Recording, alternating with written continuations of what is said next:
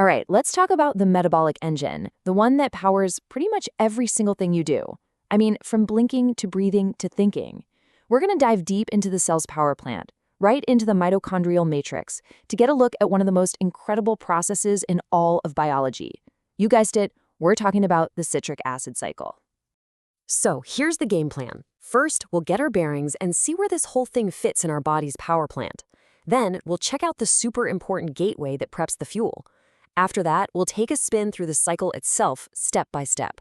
We'll also cover how the cell keeps this whole engine under control. And to wrap things up, we'll uncover a cool secret, how this cycle is way more than just an energy maker.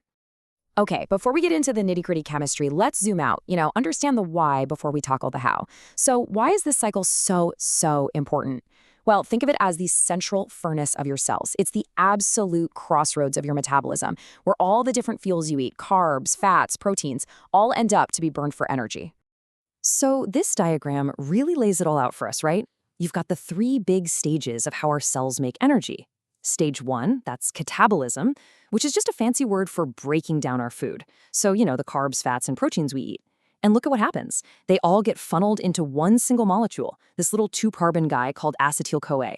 Now that acetyl-CoA, that's like the universal key that starts the engine. It enters stage 2, which is our main event today, the citric acid cycle. This is where that fuel gets completely oxidized or burned, and its energy gets captured in these special electron carrier molecules. Think of them as little energy taxis. Then those taxis drop off their cargo in stage 3, the electron transport chain, which is where the real magic happens, cranking out tons and tons of ATP, the energy currency of our cells. All right, so where does most of this fuel actually come from?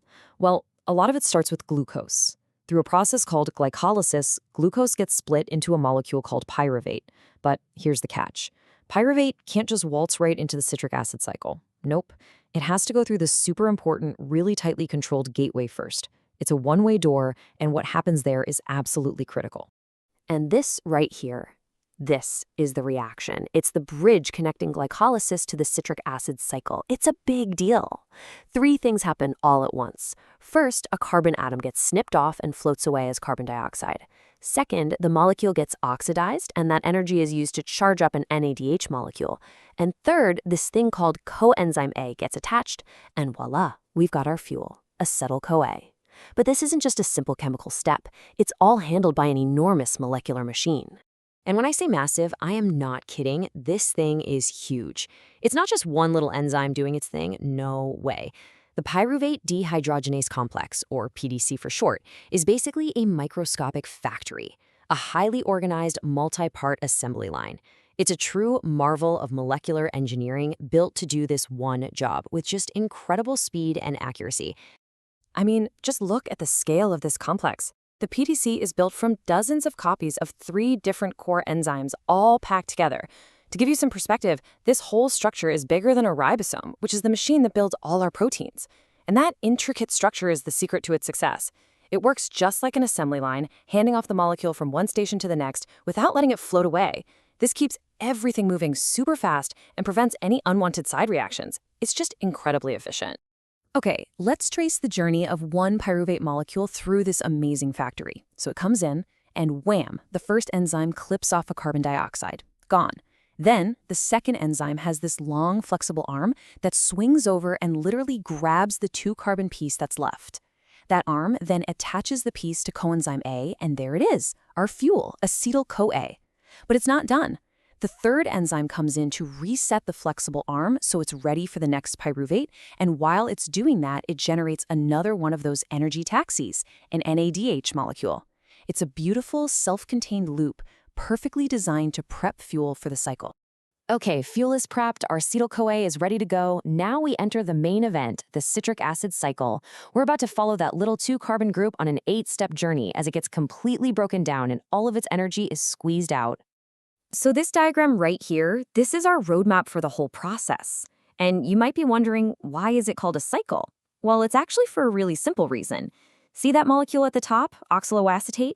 We start with it, and after all 8 steps, we end up right back with it. It gets regenerated, ready to grab the next acetyl-CoA and go for another spin. The only thing that actually gets used up is the fuel, that acetyl group. And what comes out? carbon dioxide, a tiny bit of direct energy, and a whole bunch of those energy carriers we keep talking about. All right, let's zoom in on step 1. This is it. This is the entry point, the moment of commitment. Once our acetyl-CoA takes this step, there's really no going back. This single reaction kicks the whole thing into gear. So an enzyme called citrate synthase acts like a molecular matchmaker. It takes our 2-carbon acetyl group from the fuel and fuses it with that 4-carbon oxaloacetate molecule we started with. 2 plus 4 gives you 6, right? And the result is a 6-carbon molecule called citrate. And that, my friends, is where the cycle gets its name. This reaction is so energetically powerful, it basically yanks the fuel into the cycle, making sure the whole process keeps moving forward. Okay, moving on. The next few steps are where the real action is, where we start getting paid, so to speak. Step 2 is just a quick shuffle, getting the molecule ready, but steps 3 and 4, these are the big ones. This is where we start kicking out carbon dioxide as waste and capturing that valuable energy. So, check this out. This is the first of 2 really big oxidative steps. An enzyme comes in, oxidizes the molecule, and poof, a carbon dioxide is released. At the same time, we capture that energy and store it in an NADH. And then, believe it or not, the very next step does almost the exact same thing again. Another CO2 is released, and another NADH is made. And just like that, boom, boom, the 2 carbons that we started with from our fuel are now completely gone. They've been fully oxidized and released as waste. We're on the back half of the cycle now, the home stretch. And there are really 2 main goals here. First, we make 1 molecule of GTP, which is basically the same as ATP, direct energy, which is great. But the main job of these last few steps is just a series of clever chemical shuffles, all with one purpose: to rebuild that original 4-carbon molecule, oxaloacetate, so it's ready and waiting for the next round. So let's tally it all up. What's the net yield? What's the big prize for one spin of this cycle? For every single acetyl-CoA that goes in, we get 3 NADH, 1 FADH2, and 1 GTP. Now that 1 GTP is nice, it's a little bit of pocket change, but the real jackpot, the real treasure, is all that energy stored in the NADH and FADH2. Those are the molecules that are going to head over to the electron transport chain and generate the mother load of ATP for the cell. Okay, so we have this incredibly powerful engine at the heart of the cell. You can bet the cell has some pretty sophisticated controls for it, right? You don't just floor the gas pedal and let it run wild 24/7. Regulating this pathway is absolutely essential to make sure the cell is producing exactly as much energy as it needs. No more, no less. And interestingly, the main control knob isn't on the cycle itself, but on that gateway we talked about earlier, the pyruvate dehydrogenase complex. And the cell is smart about it. It uses 2 different kinds of control. Think of it like this. There's a main on-off switch, which you can see in that top loop, and then there's a more sensitive dimmer switch, shown by those arrows, that allows for fine-tuning. Let's break that down. The on-off switch is pretty simple. An enzyme slaps a phosphate group onto the complex and click, it's off.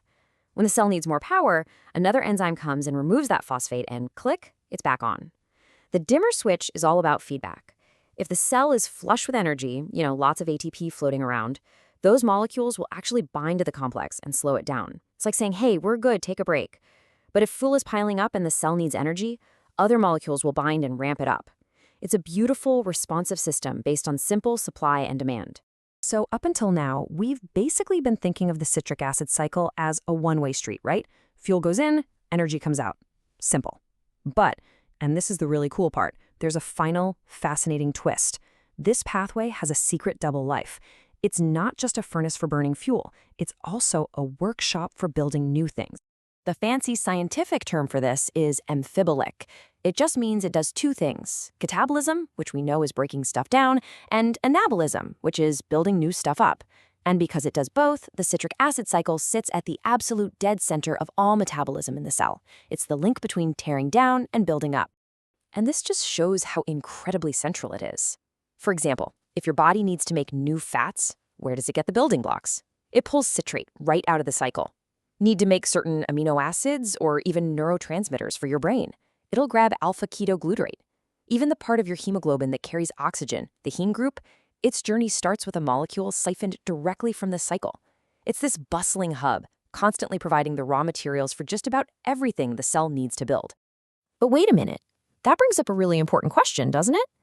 If the cell is always pulling these intermediate molecules out of the cycle to build things, won't the cycle just run dry and stop working? And the answer is, yeah, it totally would. Except the cell has a plan for that. It has special refilling reactions that can create those intermediates from other sources, constantly topping up the cycle. This ensures the central help can always meet demand, whether that demand is for energy or for building blocks. So that leaves us with a pretty cool question to ponder, right? Is the citric acid cycle the end of the line for the food we eat, or is it the starting point for everything our body needs to build? And as we've just seen, the amazing answer is, it's both. It's not just some metabolic dead end, it's this dynamic, beautifully controlled hub right at the crossroads of life's chemistry. Thanks so much for taking a spin with us through the engine of the cell.